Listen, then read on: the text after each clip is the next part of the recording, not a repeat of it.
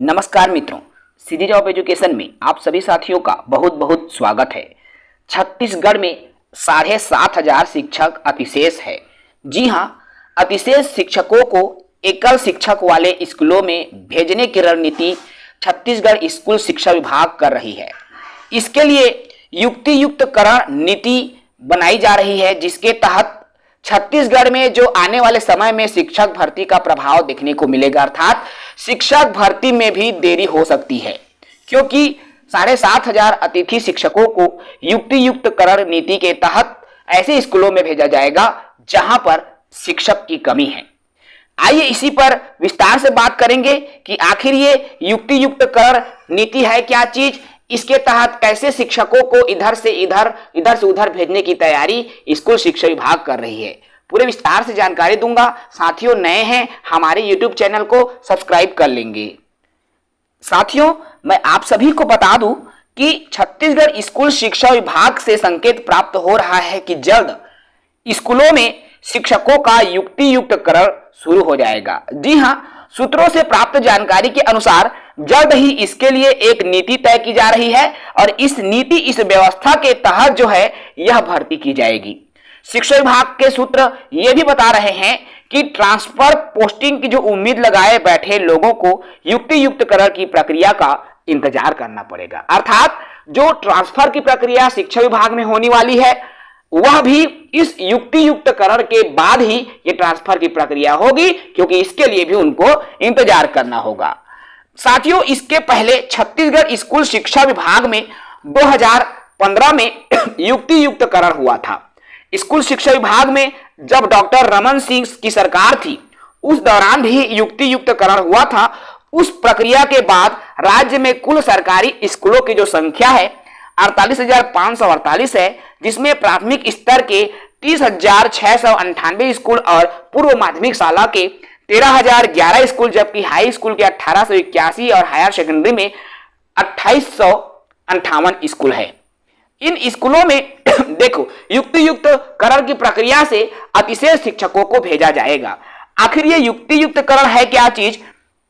तो स्कूल शिक्षा विभाग में रेशलाइजेशन यानी कि युक्तियुक्तकरण का अर्थ है स्कूलों और शिक्षकों की संख्या की असमानता को दूर करके उसे व्यवस्थित करना, अर्थात भाई छात्र और शिक्षक का अनुपात आप जान रहे हैं 30 बच्चों के पीछे एक शिक्षक होनी चाहिए, अर्थात छात्र और शिक्षक का जो अनुपात है वह संतुलित होना चाहिए। लेकिन ऐसे विद्यालय जहां पर छात्रों की संख्या ज्यादा है और शिक्षक नहीं के बराबर है, अर्थात दोनों का जो अनुपात है समान नहीं है, दोनों का अनुपात नियम के आधार पर नहीं है, ऐसे विद्यालयों में अतिशेष अर्थात अधिक शिक्षक वाले स्कूलों के गुरुजी को निकाल करके एकल शिक्षकी स्कूलों में डालना ही युक्तियुक्तकरण कहलाता है।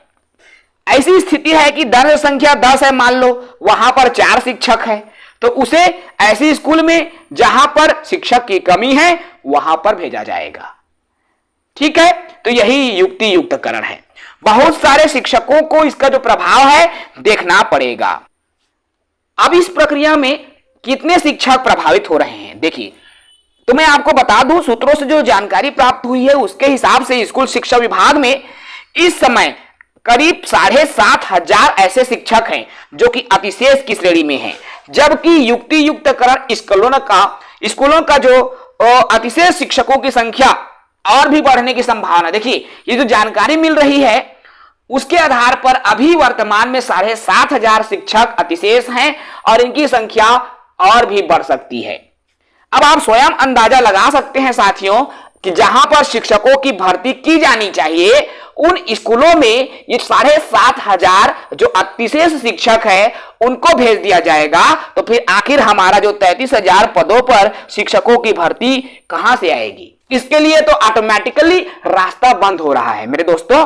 तो इसके लिए अब बीएड डीएड संघ का क्या कार्य है? तो भाई उनको अब शासन को बताना पड़ेगा कि आपने 33,000 की घोषणा की है, आप उसे कीजिए। चाहे आपका तरीका वो आप पर डिपेंड करता है, लेकिन आप अपनी मांगों को रखिए, अपने हक के लिए आगे आइए, आवाज उठाइए, तभी ये चीजें पॉसिबल है। छत्तीसगढ़ स्कूल शिक्षा विभाग प्राथमिक शाला और मिडिल स्कूल ये दोनों पर फोकस कर रहा है। स्कूल शिक्षा विभाग में युक्ति युक्तकरण के लिए जो भी नीति का ड्राफ्ट तैयार हो रहा है, देखिए मैंने अभी कहा युक्ति युक्तकरण की एक नीति बन रही है और इस नीति का एक खाका तैयार हो रहा है और ये खाका इस बात की संकेत है कि प्राइमरी और मिडिल स्कूलों में युक्ति युक्तकरण पर विशेष फोकस हो सकता है। मतलब एक नीति बन रही है, एक खाका तैयार हो रहा है, उसी के आधार पर फिर युक्ति युक्तकरण की जो प्रक्रिया है स्कूल शिक्षा विभाग अपनाएगा।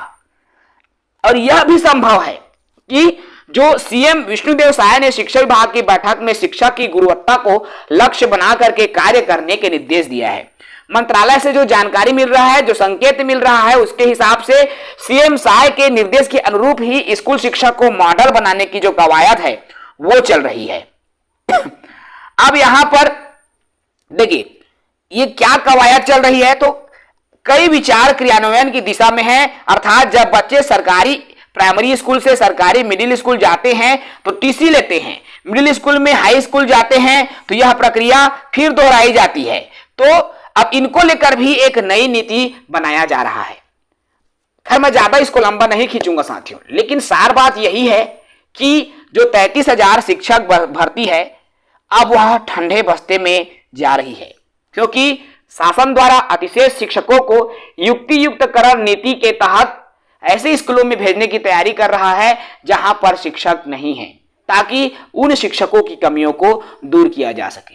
अगर आप एकल शिक्षकी स्कूल, जैसे हमारे छत्तीसगढ़ में 2000 से भी अधिक स्कूल एकल शिक्षकी हैं, यदि ऐसे स्कूलों में इन शिक्षकों को भेज दिया जाता है तो फिर शासन के पास एक आंकड़ा हो जाएगा कि अब हमारे प्रदेश में स्कूल के दिशा में, स्कूल क्षेत्र में अब एकल शिक्षकी स्कूल कम है, इसलिए अभी शिक्षकों की भर्ती करना जरूरी नहीं है। तो इस तरह से फिर भर्ती की प्रक्रिया रुक जाएगी। इसलिए उठो जागो दोस्तों और अपने हक के लिए आप लड़ो, तभी प्रदेश में शिक्षकों की भर्ती आ सकता है। अदरवाइज छत्तीसगढ़ में जो शिक्षक की भर्ती है आपका विधानसभा चुनाव के बाद से ठंडे बस्ते में जाना शुरू हो गया है। मैं यही कहूंगा, ज्यादा बात नहीं करूंगा। चैनल को सब्सक्राइब करेंगे, इस वीडियो को आप सभी ग्रुप्स में शेयर कीजिए, क्योंकि उनको ये चीजें पता चले और उठें, आवाज उठाएं, अपने हक के लिए लड़े। नहीं तो जिनकी उम्र बढ़ गई है